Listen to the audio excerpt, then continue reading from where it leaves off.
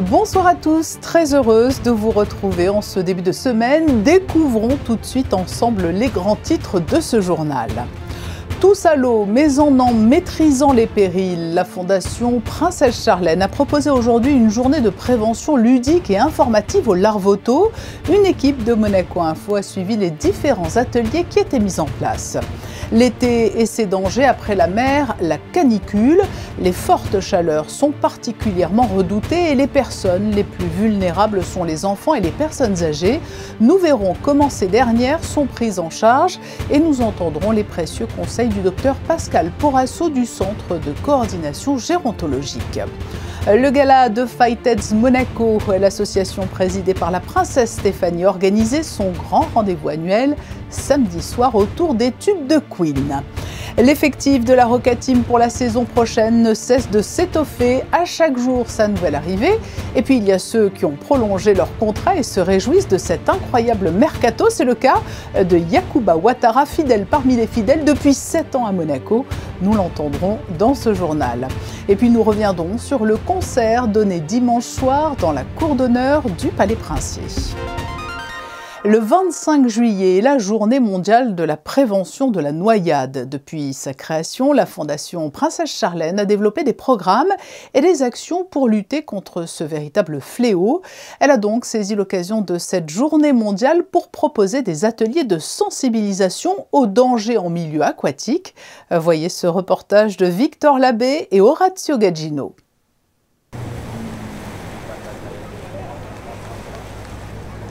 Sauvetage, assistance à une victime, les gestes sont rapides et précis. Les nageurs sauveteurs de la police maritime sont appelés pour ce type de mission en pleine mer. Sur cette plage, c'est plus rare. Pour l'instant, au niveau du jet ski, on n'a pas eu, les interventions qu'on avait étaient trop proches pour qu'on ait besoin de le prendre. Après, si on a des personnes qui sont en difficulté un peu plus loin, là on aura besoin du jet ski. Mais là on a eu surtout des personnes en difficulté dans la zone proche, donc on est intervenu à la nage directement. C'était plus rapide pour nous.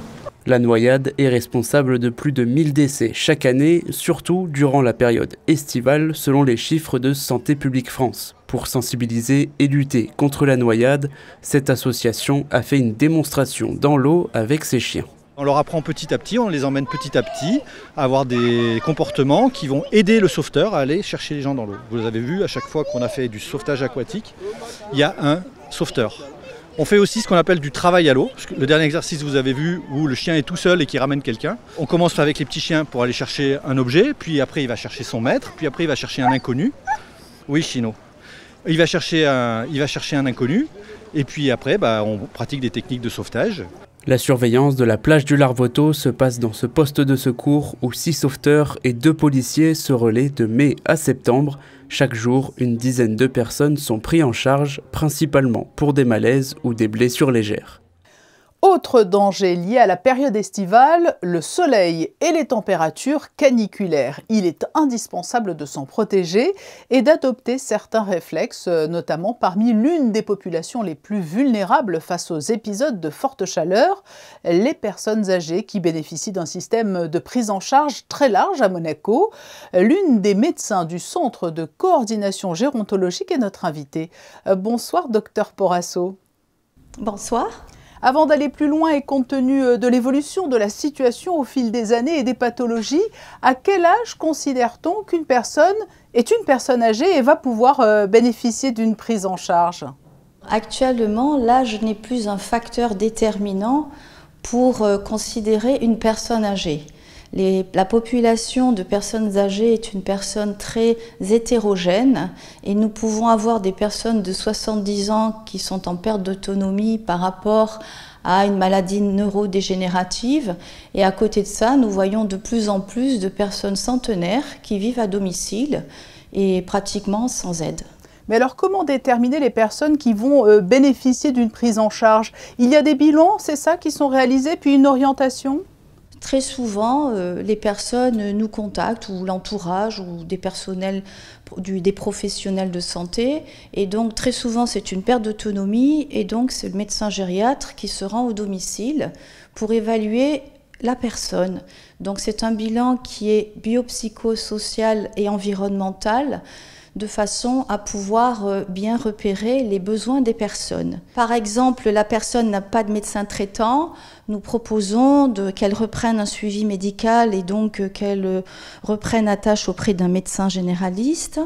S'il y a besoin d'aide pour le traitement ou la surveillance des constantes, nous préconiserons un infirmier libéral. Il peut y avoir parfois, on fait parfois appel aux toilettes à domicile. Venons-en à l'actualité et cette vague de chaleur qui nous submerge depuis de longs jours maintenant. Comment intégrez-vous cela à la prise en charge des personnes âgées maintenues à domicile ?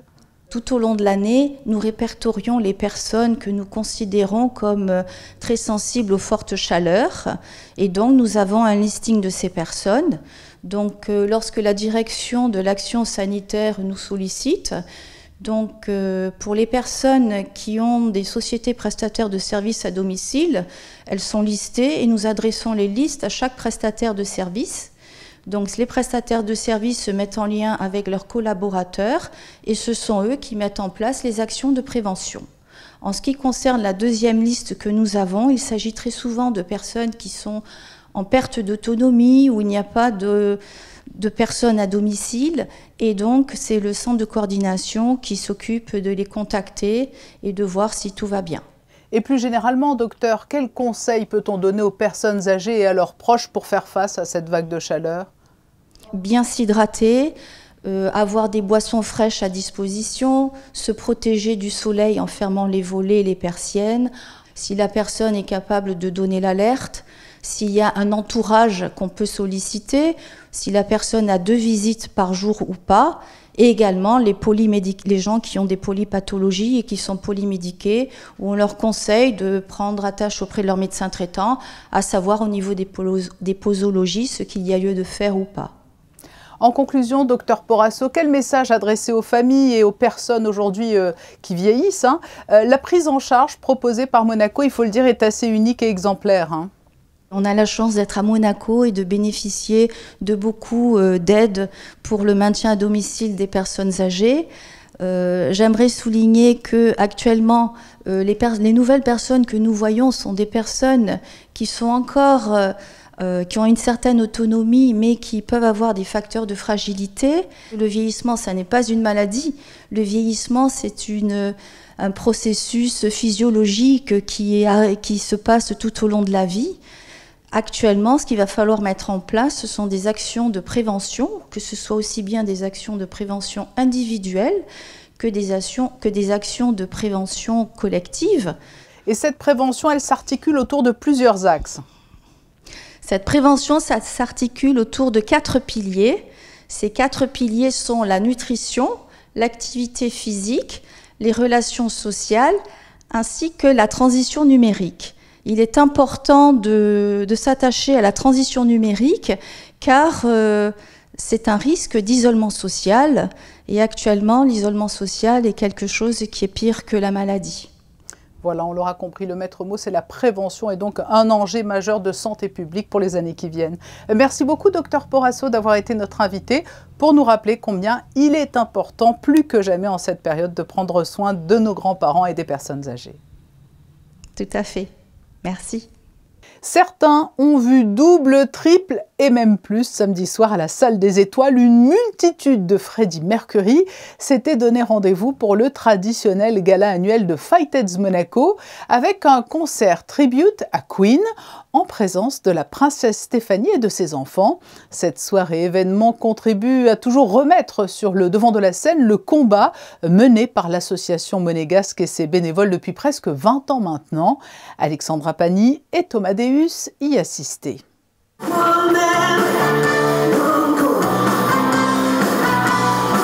Il a été l'une des premières stars internationales à révéler sa séropositivité. Freddie Mercury disparaissait le 24 novembre 1991 du sida. C'est au rythme des plus célèbres morceaux de Queen que s'est déroulée cette édition 2022 du Gala Fighteds. Une soirée qui a rassemblé 650 convives dans la Salle des Étoiles, dîner, concert et tombola avec de prestigieux lots et un dress code respecté pour la princesse Stéphanie, présidente de l'association qui fête son 18e anniversaire. 41 ans après l'annonce du premier cas, les traitements ont évolué, mais la maladie est loin d'être éradiquée. Il faut rappeler aux gens que la lutte contre le VIH continue, il faut continuer à s'occuper des personnes qui sont déjà infectées, éviter, informer et faire beaucoup de prévention. Et à cause de la pandémie justement et des blocages de beaucoup de pays, il y a beaucoup de personnes qui ont eu des ruptures dans leur traitement ou qui ne se sont pas fait dépister à temps et qui maintenant sont dans la souffrance. Il y a beaucoup de nouveaux cas qui ont été détectés trop tard, comme pour beaucoup d'autres maladies à cause de la pandémie, quoi. Donc c'est vrai que on est là et on rappelle aux gens que ça fait partie de nos vies autant que le Covid. La pandémie de Covid-19 a pesé sur la lutte contre le VIH et les objectifs que s'était fixés l'ONU-SIDA, soit une fin de l'épidémie pour 2030. Des ambitions déjà malmenées avec 1 600 000 nouveaux cas décelés par an dans le monde et l'Europe qui fait figure de mauvais élèves. Il faudrait arrêter de se mentir, il faudrait enfin agir, il faudrait agir pour éradiquer. Pour éradiquer, il faut dépister. Ensuite, il faut traiter. Et puis surtout, il faut, une fois qu'on a éradiqué, une fois qu'on a dépisté, une fois qu'on a traité, il faudrait s'occuper aussi de toute cette population de séropositifs qui vieillit. Il faut bien voir que 70% en France des séropositifs auront plus de 50 ans en 2030. Et rien n'est fait dans l'immédiat. Donc voilà, pour l'instant, sincèrement, on a l'impression chaque année de dire la même chose, de faire le même discours, de faire la même information, et rien ne change. Cette soirée de gala permet de soutenir les différentes actions de Fight-Aids Monaco et parmi elles, la maison de vie à Carpentras qui offre aux affiliés un lieu unique de répit, réconfort et loisirs sans jugement parce que l'un des combats encore à mener aujourd'hui est la lutte contre l'exclusion sociale. Le beau mois de juillet des enchères à Monaco. Les différentes ventes organisées en principauté ont été couronnées de succès. L'hôtel des ventes de Monte-Carlo, par exemple, peut se prévaloir de 2 ventes records, avec un saphir tout d'abord adjugé 2 620 000 € et un pastel de l'impressionniste Edgar Degas adjugé lui 2 400 000 €, une œuvre dont il n'existe que 2 représentations exécuté à la fin des années 1800. Le Festival olympique de la jeunesse européenne a débuté hier en Slovaquie. Ce rendez-vous sportif est l'équivalent des Jeux olympiques pour les athlètes âgés de 14 à 18 ans. 2 jeunes monégasques représentent la principauté, Emma et Théo Bottin en athlétisme, tous les 2 sur 100 mètres.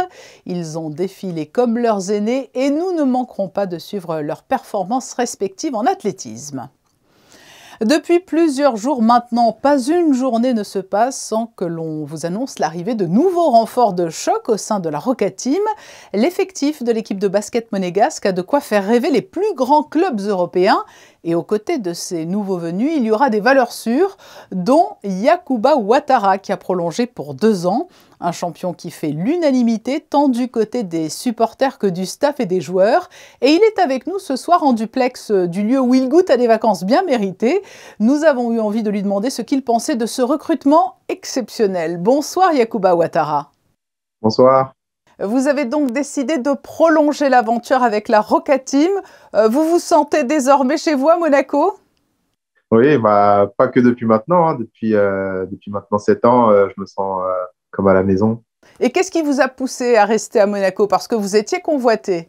Mon premier choix, ça a toujours été de rester ici à Monaco. Et le club aussi voulait me garder. C'était juste le temps de trouver un accord entre nous. Donc là, on est reparti sur 2 ans ? Oui, on repart sur 2 ans. Est-ce que vous avez reçu beaucoup de messages et de marques de sympathie après l'annonce de votre prolongation de contrat ? Parce que je sais que vous faites partie de loin des joueurs monégasques auxquels les fans sont les plus attachés.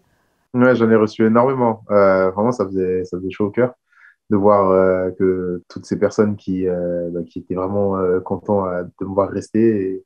Et non, ça fait vraiment plaisir. Alors, il y a eu votre prolongation et puis la liste des noms des arrivés et de ceux aussi qui, comme vous, prolongent leur contrat, donne le tournis.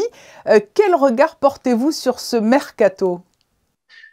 C'est énorme. On est en train de construire une équipe vraiment énorme avec des gros joueurs. C'est même difficile à imaginer qu'on puisse attirer autant de gros joueurs.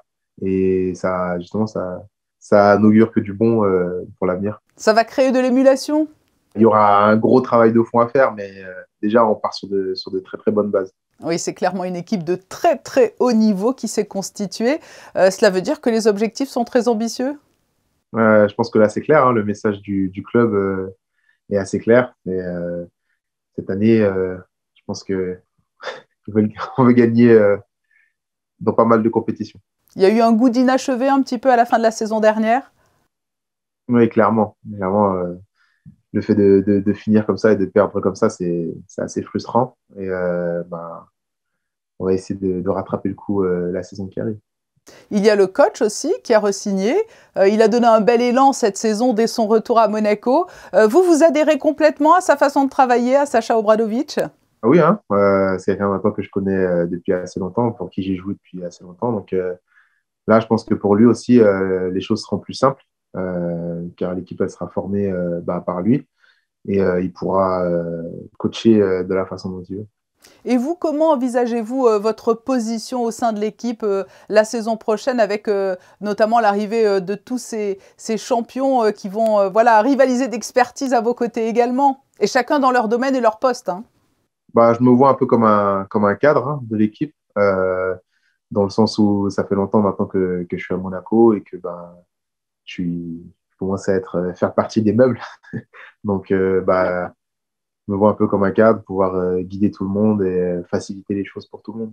Vous avez eu cependant, par rapport aux autres, une saison particulièrement longue entre les beaux parcours en Euroleague et en championnat, et puis ensuite au sein de l'équipe nationale. Cela ne vous a pas trop usé? C'est sûr qu'il y a de la fatigue, autant mentale que physique. Mais c'est pour ça que là, le break, il est très important. Je me force tant bien que mal à pas jouer au basket, même si je vous avoue que c'est assez dur. Non, j'essaie vraiment de couper pour justement refaire de l'énergie et revenir prêt, quoi.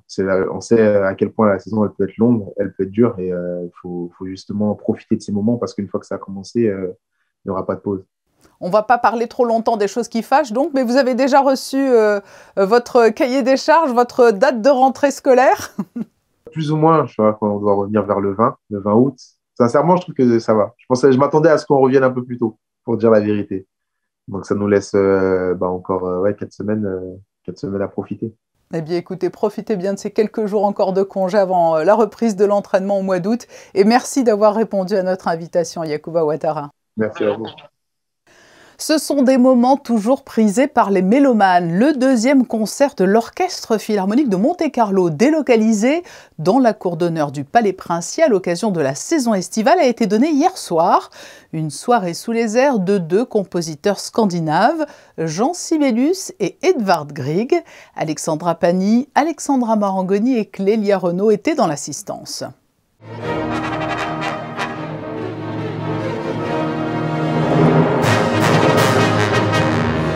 Sous le ciel étoilé d'une nuit d'été, tous les composants d'une belle soirée sont réunis pour ces concerts donnés au cœur de la cour d'honneur du Palais Princier. Finlande et Danemark à l'honneur, comme pour apporter un peu de fraîcheur à ces nuits d'été. Aux côtés des musiciens de l'Orchestre Philharmonique de Monte-Carlo, le jeune pianiste canadien Jan Giesiecki était invité sur le concerto pour piano en la mineur d'Edvard Grieg.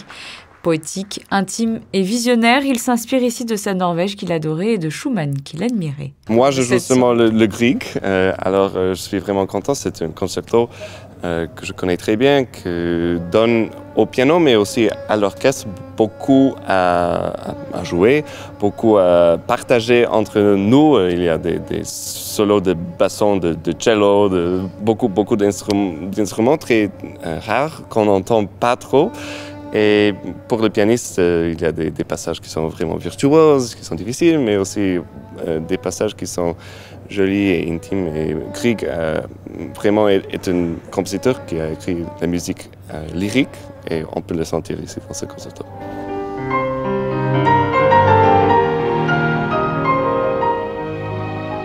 À la direction de cette soirée, une femme, la chef d'orchestre finlando-ukrainienne Dalia Stasevska. Artiste polyvalente, elle est admirée pour son charisme et son dynamisme sur scène. I wanted to bring something from the Scandinavia, Nordic countries, and I was really happy that the orchestra took a challenge. And it's something that they don't play very often. I think they played at least 20 years ago the Finlandia, and they couldn't remember when they played the symphony last time. So it has been really nice to work something, and of course that is very close to my heart. Des concerts prestigieux toujours très appréciés du public et malgré la chaleur, une tenue élégante et toujours de rigueur pour entrer au Palais Princier. Si vous n'avez pas encore pris vos places, il reste encore 3 rendez-vous pour cet été, les 31 juillet, 4 et 7 août. Pour être tout à fait complet, nous allons découvrir les couleurs du temps pour demain. Bonsoir Vanessa Dessy, quel temps fera-t-il mardi ? Bonsoir Patricia, bonsoir à tous. Le soleil pourrait faire quelques timides apparitions. Par conséquent, les températures seront légèrement en baisse. Elles oscilleront de 21 à 27 degrés. Le soleil se lèvera à 6h10 et se couchera à 21h02 et nous fêterons les ânes. Et sachez que nous recevrons demain dans le journal de 19h l'un des prévisionnistes de Météo France. Il nous expliquera à quoi sont dus ces phénomènes de forte chaleur de plus en plus fréquents et surtout si cela va durer au mois d'août.